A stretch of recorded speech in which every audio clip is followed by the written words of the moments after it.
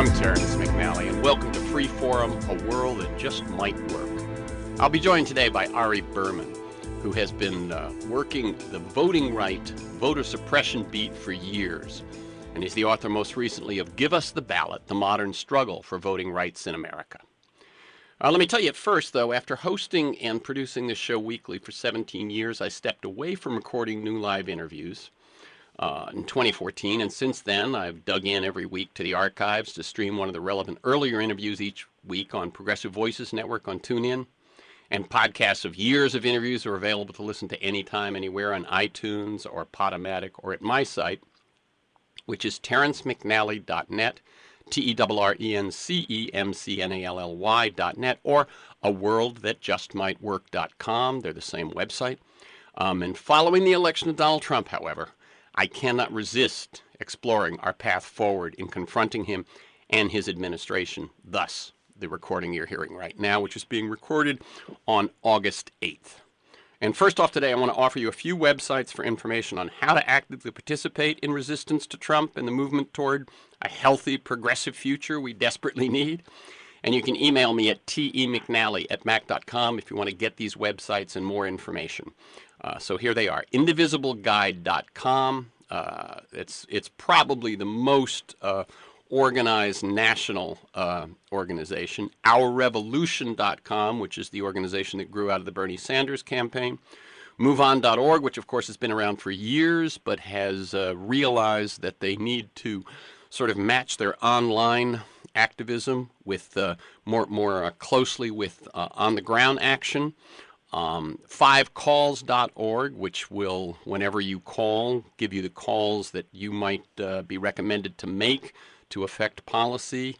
Townhallproject.com, which will tell you when your representatives are holding town halls in your area, and they are on a break right now, so you might get the opportunity to let your representatives hear from you during this period. And finally, couragecampaign.org, which is primarily in the state of California, and like Move On, has grown to integrate more action on the ground, grassroots action, along with its online activism. Again, email me at temcnally@mac.com if you want more information on resistance to the Trump administration. Well, preparing for this show, I got angry. I've been reading, knowing about this stuff for years. I did a number of shows about voting issues after the 2000 election stolen by the Supreme Court. Following the 2004 election, I talked about our need for a restored democracy trifecta: campaign finance reform, media reform, and election reform. And by that I mean fair, transparent, and accurate elections. I've often made the point that the Republican Party and its beliefs and its policies, while passionately held by millions, are no longer those of the majority of Americans.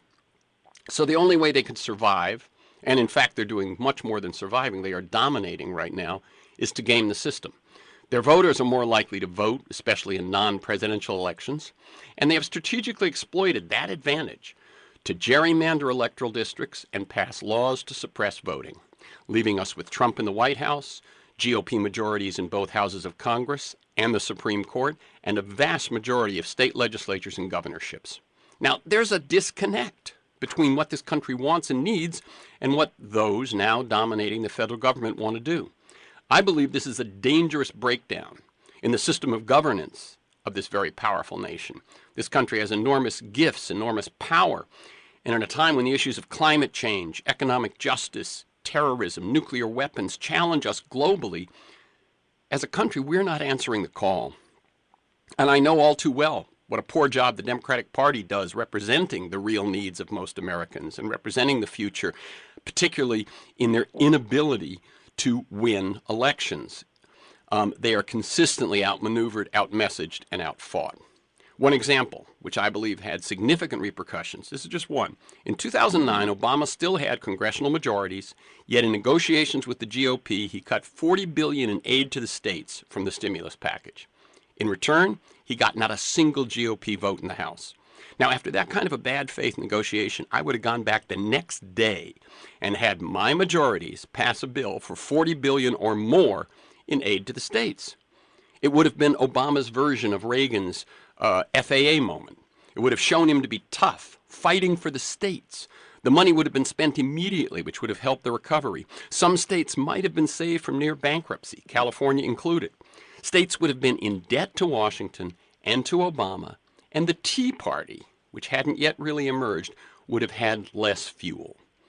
But tonight, that's last night as I was preparing, reading this stuff, preparing questions, I got angry. Gerrymandering and voter suppression fail us all. We cannot let this stand. It makes cynics of millions that we need to be involved, leaving the voting booths once again to the minority who keep these cheaters in control. And I haven't even mentioned Trump's Election Integrity Commission.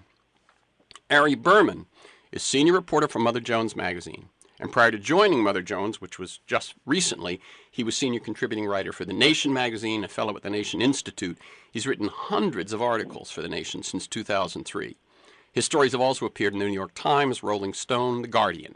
His first book was Herding Donkeys, The Fight to Rebuild the Democratic Party and Reshape American Politics. And his latest, as I said, Give Us the Ballot, The Modern Struggle for Voting Rights in America. Welcome, Ari Berman, to Free Forum.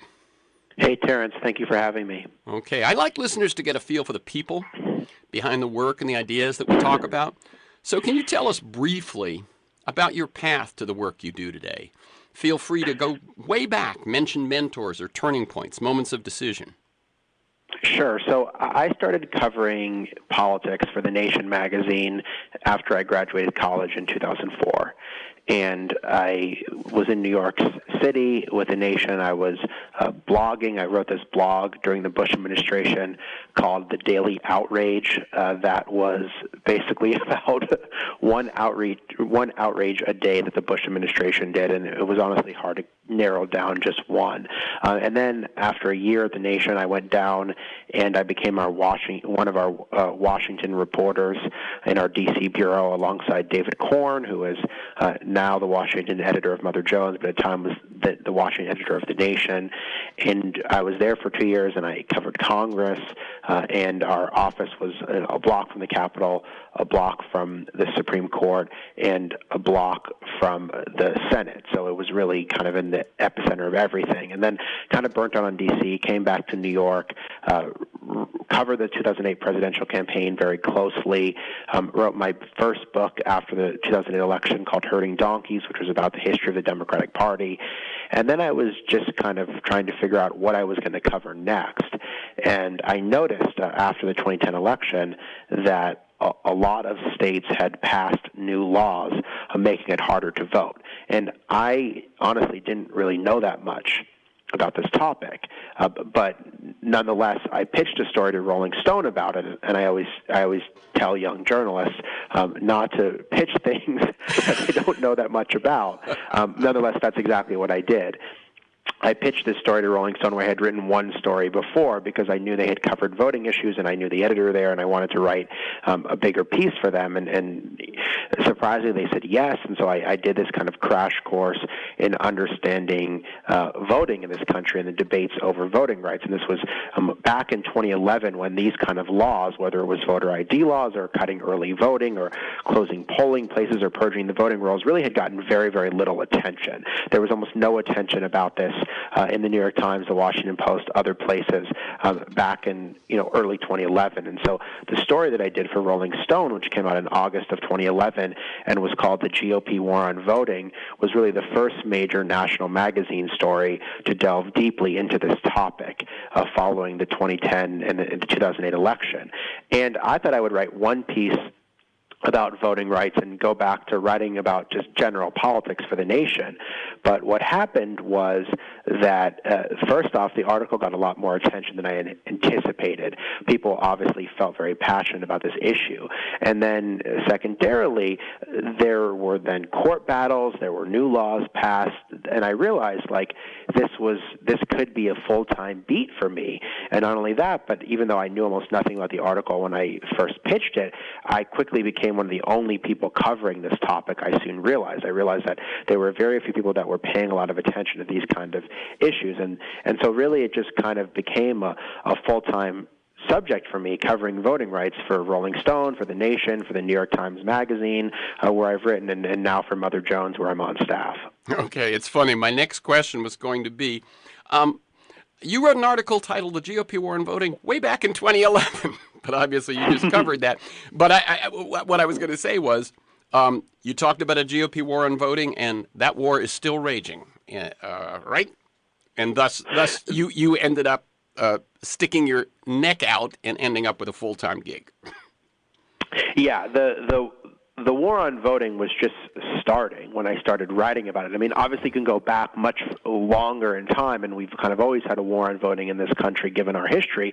But what I said is, if you look at the data, following the 2010 election, that's when new efforts began to emerge to make it harder, particularly for Democratic-leaning constituencies, to be able to vote.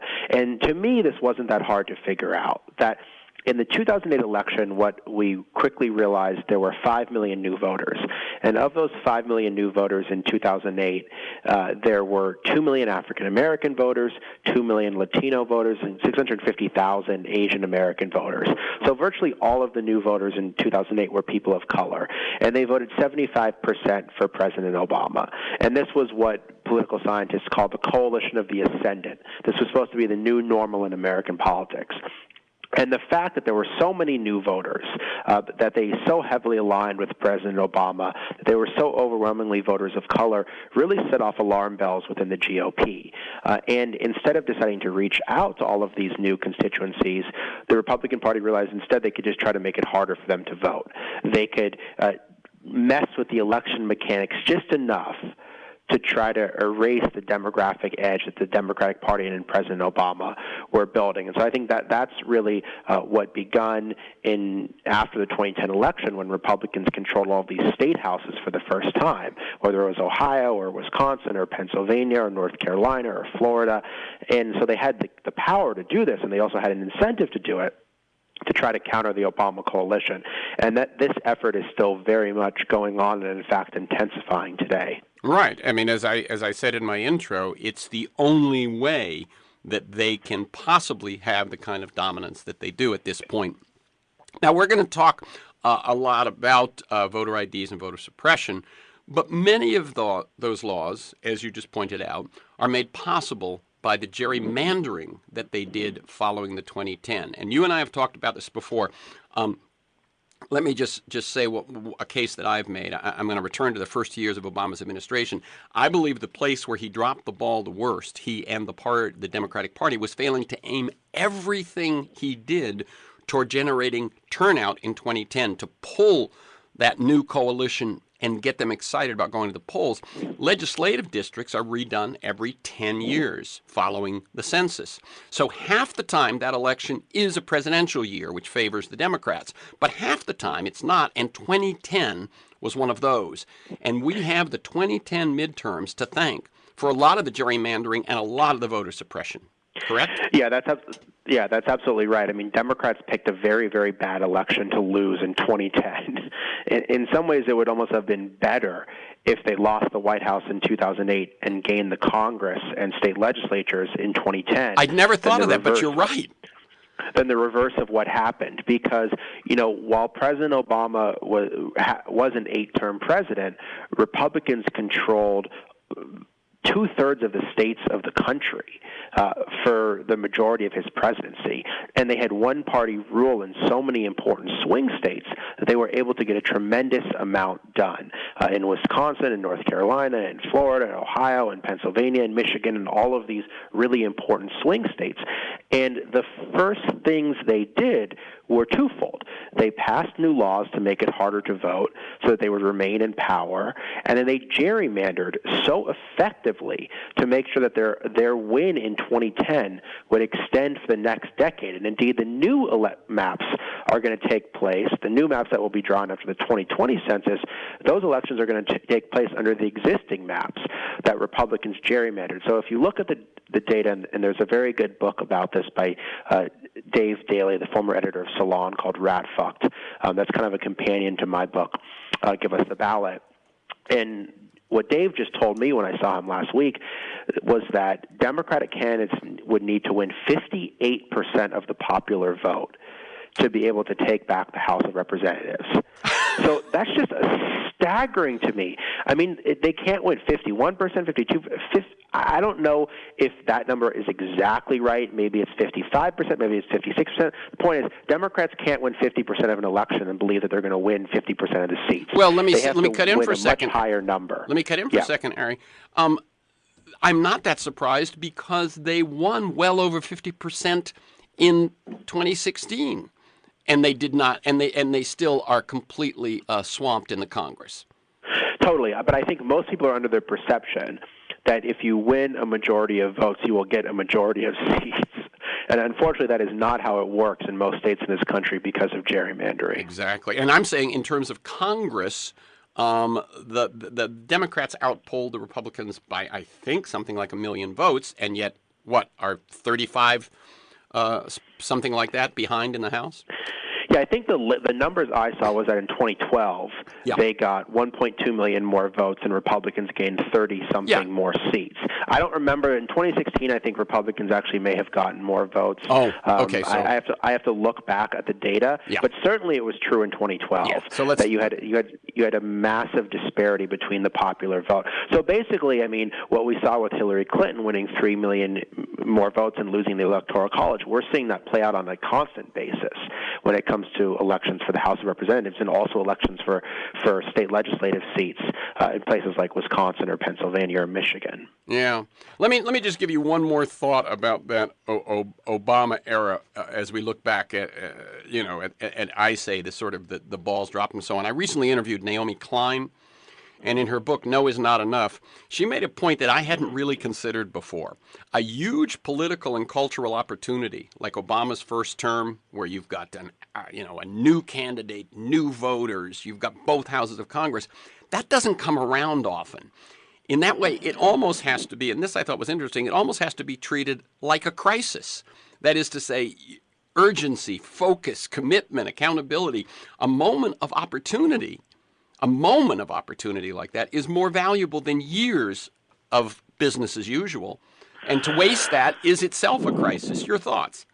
Well, I mean, so it's interesting. I mean, I personally think that President Obama got a lot done in the face of unprecedented opposition. But it's true that not everything they wanted to get done got done, and they also messed up a lot of the politics of what they did get done. I was listening to Al Franken's book recently on tape. It's very long, but quite entertaining. And I would imagine, on tape, by the way, that's the way to listen to it. Yeah. I think the way to listen to it is I think the way to read it is to listen to it because he reads it. So I mean, you're hearing it all in his voice, which is great. Yeah. But he reminded me that he wasn't seated until June of 2009. Because of an extended recount in Minnesota. So the Democrats didn't have 60 votes in the Senate for a crucial period of time when they could have passed stuff in the Senate. Secondarily, they then lost 60 votes in the Senate when Scott Brown defeated Martha Coakley. So we can argue about whether or not you should need 60 votes in the Senate to pass something. Republicans were just about to pass repealing Obamacare by 51 votes, and they couldn't even do that. But the point is that according to the way the game was played, Democrats didn't have 60 votes in the Senate for even a lot of Obama's first 2 years in office. If you look at what the House of Representatives passed under Nancy Pelosi, it was unbelievable. They passed so much stuff, whether it was on climate change, on immigration, the Employee Free Choice Act, and people forget about all of the stuff they passed. The problem was the Senate. The problem was the 60-vote impediment in the Senate.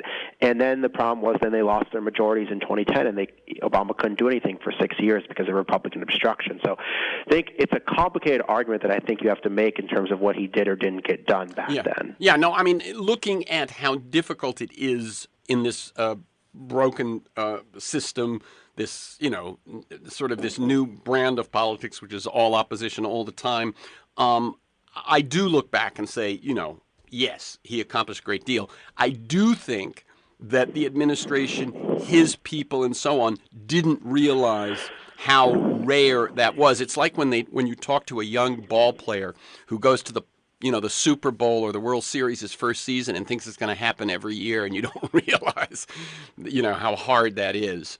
But I saw Al Franken speak recently, and he pointed out very quickly that point you just made, and I do forget that, and I think many of us do, that actually it was not a filibuster-proof majority for the first 6 months of that term, which is a lot of your momentum time. Exactly, which was their crucial momentum time when the House was passing all of this stuff, and then it was just dying in the Senate. I mean, I think the Obama administration made a lot of mistakes in its early days, and I think appointing Rahm Emanuel as chief of staff was a terrible mistake. A guy who embodied business as usual when the president was supposed to be a change-type figure. I think relying on Max Baucus to craft the health care bill with bipartisan support when no bipartisan support was ever going to be forthcoming. I mean, I'm not saying they didn't make a lot of mistakes. I think putting Tim Geithner in there as Treasury Secretary and being so close to Wall Street was both substantively bad and also killed him on the politics of it in the 2010 election. So I think they made a lot of mistakes. I'm just saying that I think the structural impediments were greater than a lot of people recognize. Okay. We've got about 40 minutes left, and we're going to, as I said, we're going to definitely talk about voting rights and voter expansion and voter repression and so on. But because we have a fair amount of time here, what I'd love you to do is give us some of the history of those issues, not just how did we get here today, though I want that, but maybe even a little broader. I recall during the Bush v. Gore conversation, one of the right-wing judges, I think it was Scalia, saying that the right to vote was not guaranteed by the Constitution. What did the founders think of voting? I assume we've gone through cycles where the view of voting and who gets to vote has changed. What's that story? Well, there's a fundamental contradiction in American history, which is that we are supposed to be the country that said all men are created equal, the shining city on the hill, as Ronald Reagan said, that's exported democracy all across the world. But in fact, even our founders didn't want everybody to vote, and very, very explicitly said that the right to vote was going to be limited to only certain people. So, for example, at the beginning of our country's history, only white male property owners could vote. And that's the way it was for a long time. And then there was a very, very slow expansion of the franchise, to non-property owners, to people of color, African-American men for a time. But that was taken away to women, but that took a long time. And so if you look at this country's history, we never have had a constitutional right to vote that has said everyone should be able to vote except for X, Y, and Z. We've had a lot of prohibitions on who can and can't vote. And even the progress that has been made has often been marked by very, very sharp retreat. So what I find so interesting in American history is that we fight a civil war to end slavery. We pass 3 amendments to the Constitution, the 13th, the 14th, the 15th Amendment, that are supposed to guarantee equal rights to African Americans, at least to African American men. And we passed the 15th Amendment that says very explicitly the right to vote shall not be abridged or denied on the basis of race, color, or previous condition of servitude. For a brief period of time, that means something. During Reconstruction, African-American men get the right to vote. There's a tremendous surge in black voter registration and African-American voting. You have black governors and senators in places like Mississippi and Louisiana, something that's never occurred since. But then federal troops leave the South after the disputed election of 1876. We begin to see things like poll taxes and literacy tests and grandfather clauses. We get Jim Crow, and that situation basically exists until the passage of the Voting Rights Act in 1965. And that's where my book begins, because I think the Voting Rights Act is the first piece of legislation that really made America a functioning democracy for the first time. With all its flaws, this was the first piece of legislation that said definitively everybody has the right to vote regardless of race or regardless of class or regardless of all of those other things. And so I think it was a tremendously important piece of legislation. The problem is that ever since the Voting Rights Act was passed in 1965, there has been a very determined effort to try to roll back that law and to limit its achievements. And, of course, we're seeing all of that today. Is there, you mentioned following the 2010 election and specifically the 2010 election in the states and so on, but is there a moment when I look at a lot of the right-wing activity, you can go back to the Powell memo in the early 70s is laying out an agenda.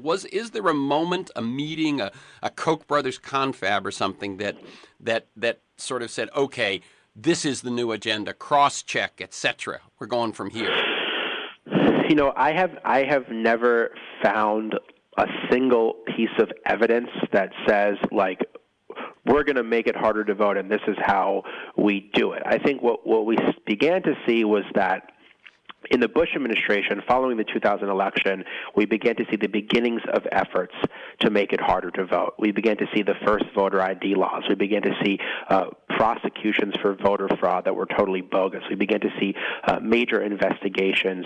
This whole idea of voter fraud that was a totally manufactured crisis really started beginning in the Bush era, but then it dramatically intensified in the Obama era, and you had organizations like ALEC, the American Legislative Exchange Council, that were writing photo ID laws for the states, so you began to see identical pieces of legislation be introduced over and over and over. I think basically when that started happening, I think states started learning from each other, and they realized that if one state can get away with it, another state can get away with it, and then they began to attack the Voting Rights Act itself. And that was a long movement, but it really gained steam after the 2010 election as well.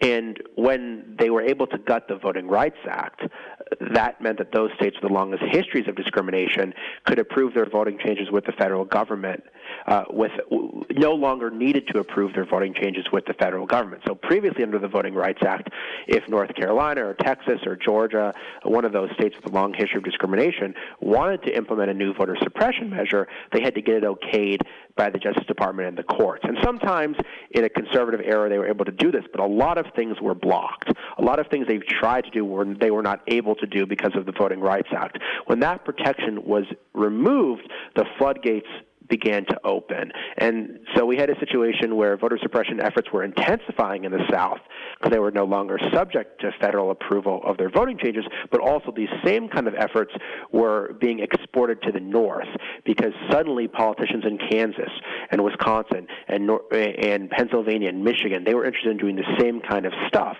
that had been for years associated with places like Alabama or Mississippi. And it was a more sophisticated thing. It wasn't let's prevent everyone from voting, or let's prevent an entire race or class from voting. It was let's see if we can shave 5% off the margin here, 2% off the margin here, 3% off the margin here, and that'll help us win in a close election, and we'll be able to get it through the courts as well. Yeah, and the majority in the Supreme Court justified their decision to weaken the Voting Rights Act by claiming there was no longer cause for the extra protection of voting rights in those jurisdictions. And are there specific data that indicate a difference that the Voting Rights Act in its full form might have made in 2016? Well, so it's interesting. I mean, basically what the Supreme Court said was that the very success of the Voting Rights Act was a reason for its demise. That because the Voting Rights Act had been so successful in increasing black voter registration and black turnout in Georgia and Mississippi and all of these other states, therefore it was no longer needed. At least parts of it were no longer needed, which I think a lot of people felt was a very curious argument. And Ruth Bader Ginsburg said that's like throwing away your umbrella because you're not getting wet on a certain day. It's still going to rain. Yeah, and we saw that. We saw that immediately after the Supreme Court gutted the Voting Rights Act. Texas implemented a strict voter ID law that had been blocked under the Voting Rights Act. North Carolina passed the country's harshest voter suppression law. And some of this stuff was subsequently blocked by the courts, but other stuff wasn't blocked. So to give you one piece of data, there was a report that came out before the elections that there were nearly 900 fewer polling places in southern states because the Voting Rights Act had been gutted, and states no longer had to get approval for closing polling places, which is a small thing, but something that can make a big difference. Well, and let me just go. I mean, I got this from your writing, but nearly half of the counties that previously had to have their voting changes approved with the federal government, nearly half of those counties cut polling places in 2016. Yeah, so I mean that was a pretty dramatic example of what the loss of the Voting Rights Act meant. There were other things like, so North Carolina was an interesting place because North Carolina, a month after the Supreme Court gutted the Voting Rights Act, they didn't just require voter ID, but they cut early voting, they eliminated same-day voter registration, they eliminated out-of-precinct voting, a whole list of things. And the Fourth Circuit Court of Appeals found that this law targeted black voters, in the court's words, with almost surgical precision, which was a really remarkable argument to read, to hear them call out the state in such blunt language. And what happened was early voting hours were restored because North Carolina had cut early voting from 17 days to 10 days, and early voting hours were restored. However, local counties had the option of setting those hours, and Republicans had a majority because they held the governorship on every single local board of elections in North Carolina, and there's 99 counties in North Carolina. They also had a majority on the state board of election in North Carolina. So this Supreme Court decision comes down to restore voting rights. The first thing that the Republican Party of North Carolina tells all of these county election board members is you should use whatever leverage you have to limit early voting, that you should limit the number of locations, you should limit the number of hours, you should limit, don't put polling places on college campuses, don't put polling places in majority African-American neighborhoods. This is something that the courts did not get into. They wanted to give counties the flexibility to set their own hours. However, Republicans immediately exploited these kind of things. So what that meant in Greensboro, for example, there were 16 early voting locations during the first week of early voting in 2012. There was only one location during the first week of early voting in 2016. And voter turnout went down substantially because of this, particularly black voter turnout, because African-American voters were more likely to vote early. And then the North Carolina Republican Party actually put out a memo the day before the election that bragged that, in their words, Caucasian early voting turnout was up and black voter turnout was down. I mean, it was the kind of thing that was straight out of the Jim Crow South in terms of how they were talking about these issues. But that was an example of if all of these things had to be approved under the federal government, then even if the courts had restored something, if counties wanted to then further cut early voting, they would have had to get it approved by the feds. They didn't. So even with a good court decision, they were still able to cut early voting in a way that really hampered a black turnout there. Very good. This is Freeform, a world that just might work. I'm Terrence McNally. I'm speaking with Ari Berman. His latest book is Give Us the Ballot, The Modern Struggle for Voting Rights in America. And as he's laid out here, he kind of stumbled into this beat and has been at it now for 6-7 years. And you can learn more at Ari, A-R-I, Berman, B-E-R-M-A-N, Ari-Berman.com. Let's talk a bit about the role of voter ID laws. In 2016, 14 states had new voting restrictions in effect. Not all voter ID laws, but new voting restrictions. And you have talked about a study by Priorities USA, which you point out is a Democratic Party affiliated group. It's not been peer-reviewed and so on. But some of the findings there, especially what happened in Wisconsin, could you share a bit of that with us? Yeah, so this was a report that got a lot of attention, not all of it good. A lot of it directed at me, even though, as you mentioned, I did not write the study. I just wrote about it. And you clearly said in your article the limitations. I am not. I don't do data mining. I am not Cambridge Analytics. Okay, I'm just a journalist. I just write about stuff that people that people give me and that I observe, and I try to do it as accurately as possible. This study by Priorities USA looked at states that had adopted voter ID laws in 2016, and they compared turnout in those states to states that did not adopt strict voter ID laws in 2016. What they found is that turnout went up in states that didn't have strict voter ID laws. It went up by something like 1.7%.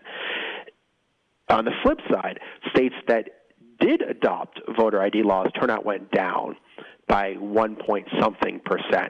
And the biggest drop in turnout was in Wisconsin, where there was a 3.3% drop in voter turnout overall. In Wisconsin, which is usually basically the number one or the number two state in voter turnout, fell significantly. And what Priorities USA said was that there were a whole number of reasons why turnout could have went down. But they said that if Wisconsin had the same increase as every other state, meaning if the voter ID law had not been in effect and if turnout had increased in Wisconsin like everywhere else, then 200,000 more people would have been able to vote, basically saying that there would have been 200,000 more voters if not for the voter ID law in Wisconsin. So that's the way this study played out. I don't think we're ever going to be able to know how many people were prevented from voting. We're never going to find everyone who went to the polls and was turned away. Yeah. We're never going to find the number of people that didn't show up at all because they thought they didn't have the right ID, the number of people that weren't even registered to vote. But I think the question to me isn't whether or not the voter ID law cost Hillary Clinton the election. I think that's the wrong question to ask and an unknowable question.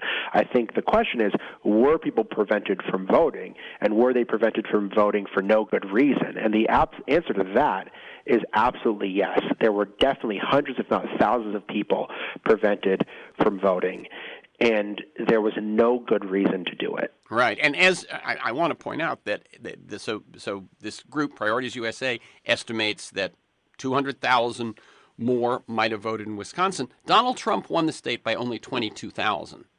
I think it's worth pointing that out. And what I realized, looking back on Wisconsin history, was that the earlier elections were even closer in Wisconsin. That the 2000 and 2004 elections were decided by about 5,000 votes. So we could be facing razor-thin margins in a place like Wisconsin that are much closer, in fact, than even Donald Trump's margin in 2018, in 2020, depending on how everything shakes out. And so I do think that these laws can make a big difference in a close election. However, I think we should be analyzing them regardless of whether they impact an election. The fact that one party, to me, has deliberately made it harder to vote and has disenfranchised people and has disenfranchised them for no good reason, to me, is a huge scandal. Right. And even though we've pointed out that the founders weren't big fans of everyone voting, it does feel un-American, if you will, that there is a party that is actually one of their primary strategies for electoral politics is to make it harder and harder for people to vote. And I do want to point out, according to a 2006 survey by the Brennan Center for Justice, 7% of Americans do not have ready access to citizenship documents, to the sorts of things that would allow them to produce those voter IDs. And so now, but let's shift to their justification for all of this, which is voter fraud. Voter fraud is so rare, and can you talk just a bit about how rare it actually is? Well, I mean, it was always a very, very meager justification. And it was a justification that once these states actually were brought to court and had to present the evidence, you realize that there was just no evidence there. There was no there. And so the kind of fraud they said occurred most often was, and that voter ID laws could stop, because voter ID laws are only looking at one kind of fraud, which was in-person voter impersonation. So right. Someone going to the polls and saying they're Ari Berman and voting multiple times in my name. And I mean, that is a really incredibly stupid way to try to steal, an incredibly stupid and incredibly inefficient way to try to steal an election.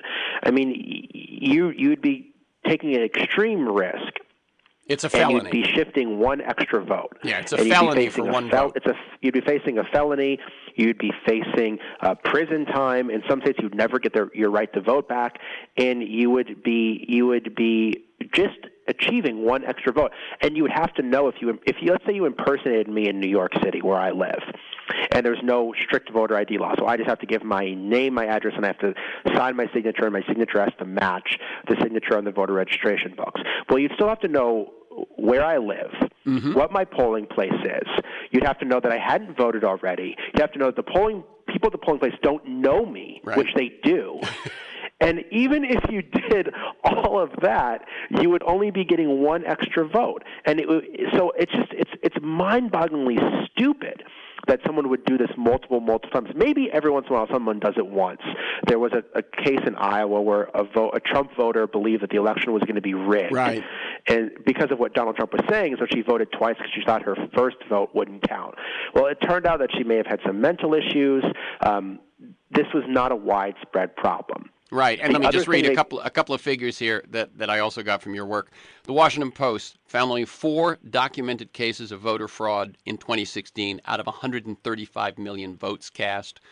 There were just 31 credible cases of voter impersonation from 2000 to 2014 out of 1 billion votes cast. 31 out of 1 billion. Yeah. And yet that is justification for, let's move now to the President Trump's Election Integrity Commission.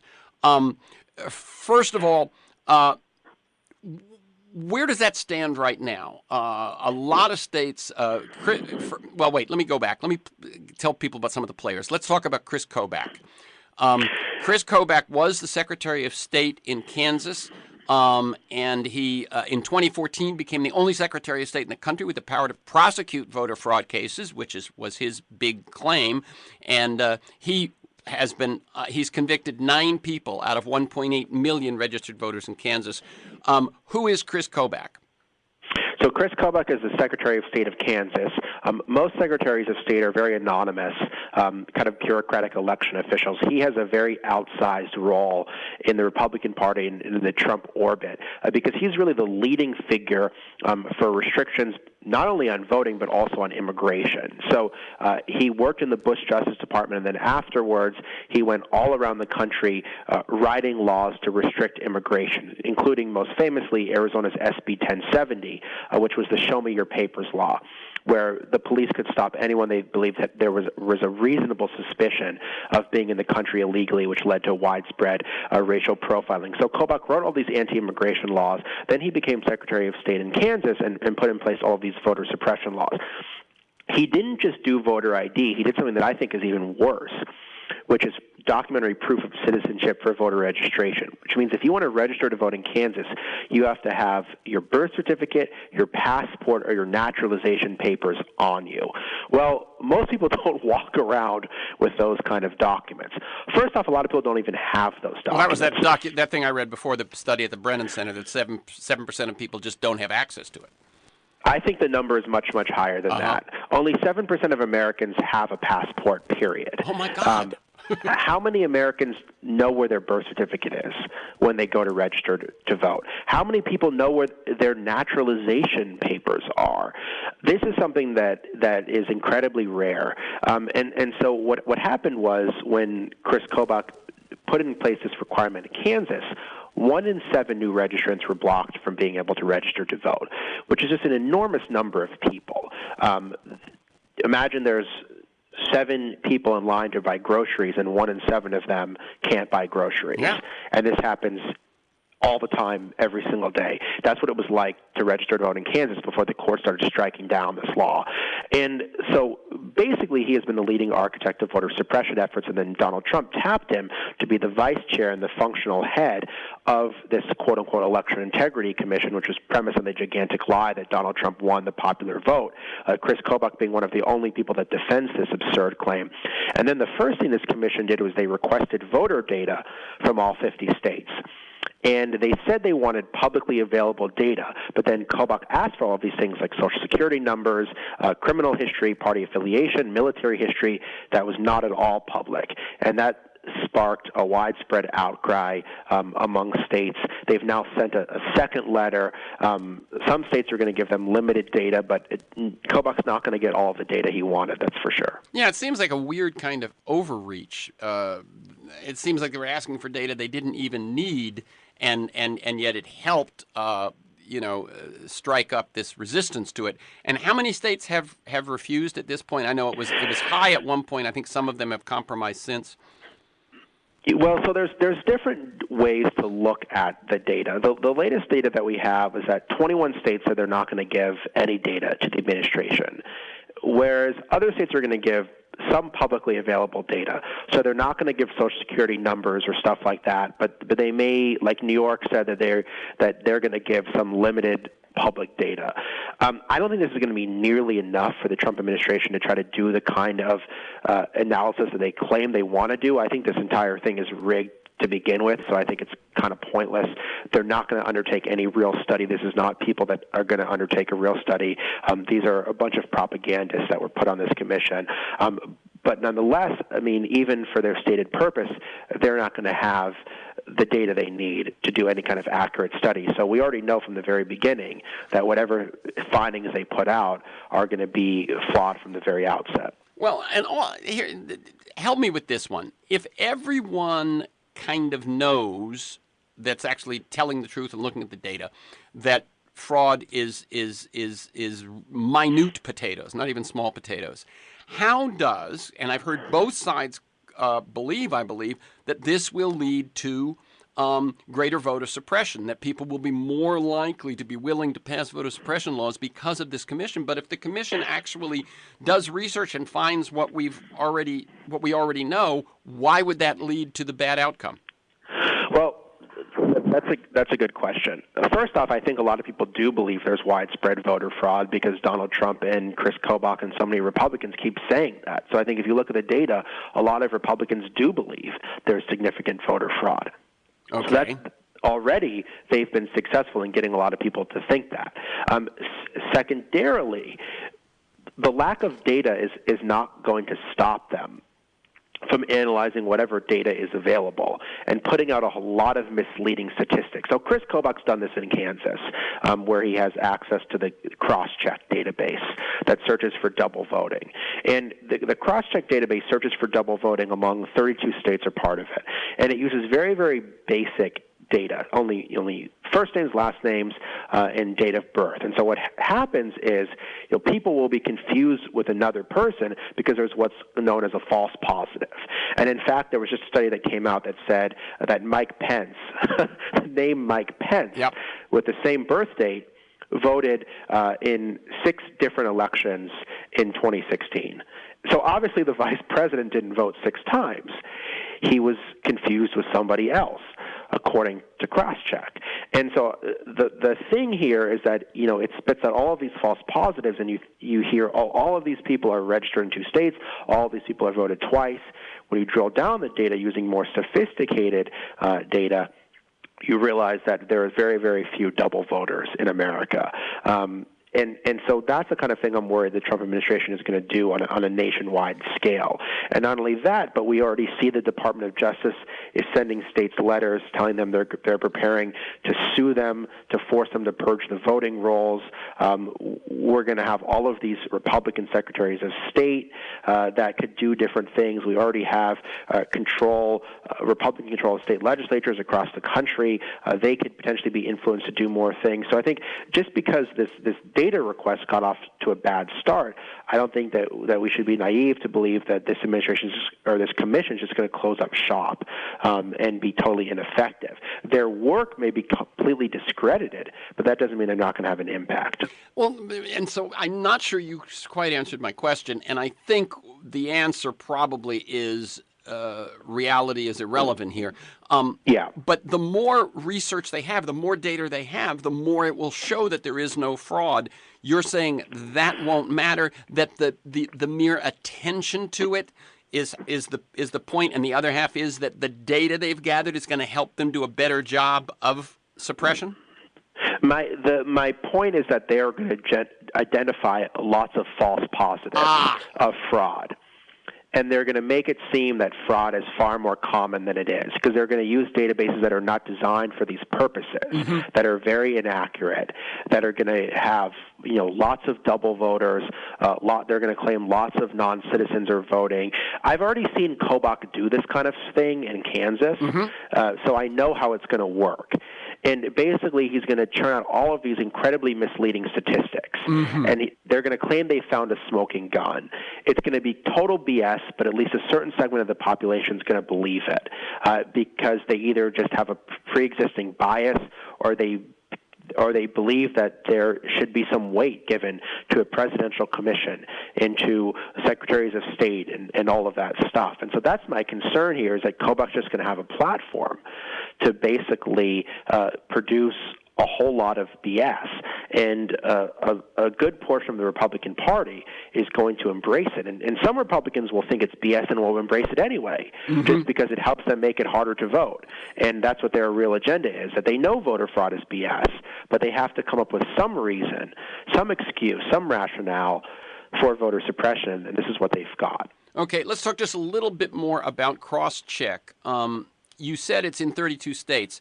That's because those states have kind of signed on and said, we want to do these kind of purges? It's kind of out there and available in those 32 states? They've signed up to say they want to do the analysis. They haven't necessarily signed up and said, we're going to take your data and then immediately purge the voting rolls with it. I think a lot of states are not doing that, in fact, because that's illegal under the National Voter Registration Act and other laws, to just take cross-checks data and remove people from the rolls. But I think that there are certainly states that are comparing data, and there is probably a smaller number of states that are using it to purge the voting rolls. Okay, and by the way, I would refer people to Greg Palast, P-A-L-A-S-T, who has done an enormous amount of work on looking at cross-check and investigating the results of cross-check. Let's talk about one thing we haven't talked about, which is the fact that there was recently a hacking competition, and they were able to hack very quickly, I think, into just about every state's voting systems, electronic and online electronic voting systems.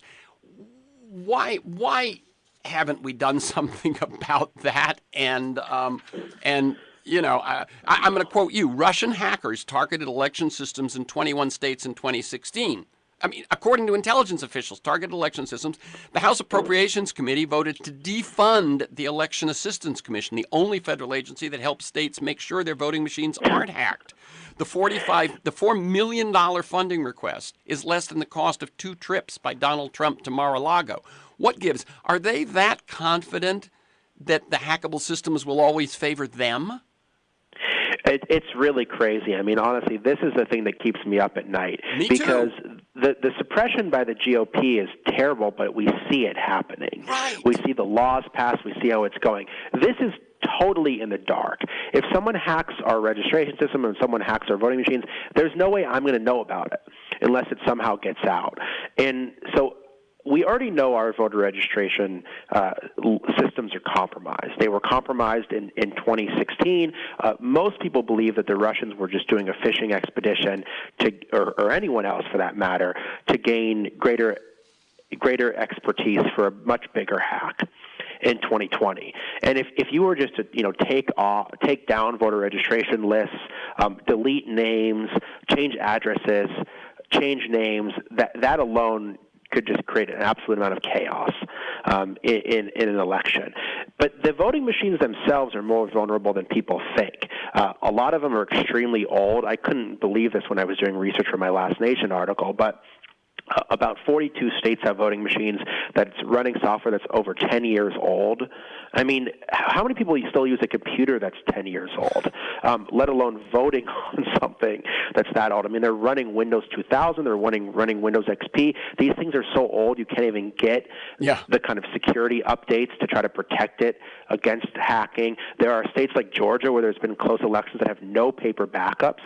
There are 14 states in whole or in part that have no paper backups.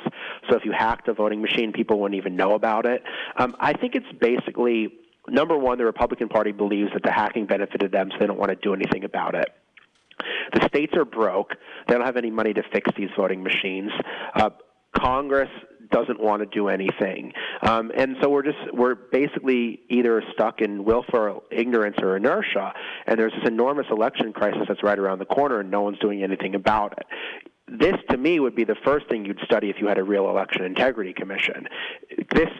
There is no bigger threat to election integrity than the fact that our voting systems themselves could be compromised. Yeah, and for anyone who's new to this issue, the point that Ari made about not being paper verified, unless if you go vote on a computer machine and you don't get a piece of paper that says how your vote was registered, anything can happen, as we all know.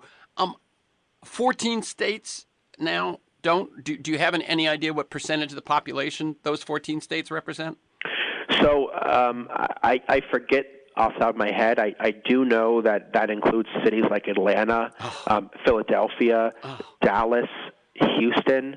So some of the biggest cities in the country are voting on machines with no paper backups. And I just find it so astonishing that we spend billions of dollars on our elections, but we can't spend a few $100 million to get some new voting machines that everyone can trust. I mean, you think this would be something that, at the very least, there could be bipartisan agreement on this? Yes, you would. I mean, I'm remembering Y2K, which turned out not to happen, but there was, there were a lot of people spending a lot of attention and a lot of money on this, and this one is right in front of our noses. And I have to say, I have been someone that has been skeptical of a lot of the claims about electronic voting machines being hacked and this kind of thing. There is an element of the left that I think has been kind of paranoid about this stuff, but I have changed my own feelings about this because of what we saw during the 2016 election. The fact that we know now that voter registration lists were hacked, we know that emails were hacked, we know that they're going to try to do it again. There's no denying that it's occurring, and there's no denying that it's going to happen on a broader scale at some point, whether it's Russia or Iran or North Korea. I mean, just look at what happened with all of the hacks from Game of Thrones recently. I mean, we're so vulnerable here, and it's just crazy to me that this has not gotten more attention given the revelations that we've seen already in 2016. Yeah, and I don't have the information in front of me, but there was, you're aware of it, right? Within the last 2 weeks, there was some sort of a hackathon where some of the best hackers got together, and they were like into state systems in half a minute, in a minute. I mean, I now believe there's no matter what I do in 2018 or 2020, I have no reason to believe that the election results are going to be accurate. Well, and I mean, I think when you talk to experts, they say this is not rocket science here, that just backing up everything on paper would be a very good first start. It wouldn't eliminate all of the problems, but it's a very simple step to be able to take. Get newer voting machines, or just vote on paper alone, that have verifiable backups. Do regular assessments. Basically, treat voting like you would any other security issue. Yeah. And we could do it. So it's not a question of whether we could do it. It's just a question of, who's going to step up with the political will. We can't rely on the Trump administration to secure voting systems, and I don't think we can rely on all the states that are currently suppressing the vote to try to fix this either. Okay, we're going to have to close it at there. So again, the website is Ari Berman. That's ARI-Berman, BERMAN, AriBerman.com. The book, his most recent book, is Give Us the Ballot, The Modern Struggle for Voting Rights in America, which also does have the history of voting rights in America. Thank you, Ari Berman, and keep up the good work. Thanks a lot, Terrence. I appreciate it. Okay. For this conversation and many other interviews, articles, transcripts of interviews, and to join me in pursuit of a world that just might work, go to terrencemcnally.net or aworldthatjustmightwork.com. They're the same website. If you want to receive my weekly email announcements of upcoming guests and issues, sign up at my site or email me at temcnally, TEMCNALLY @mac.com. You can also subscribe and listen to the Freeform podcast on iTunes. You can find years of podcasts at my site, terrencemcnally.net, or at iTunes. Listen anytime, anywhere. And thanks to G, my engineer, George Vasilopoulos at Progressive Voices, and most of all to you, my listeners. Please share this podcast widely.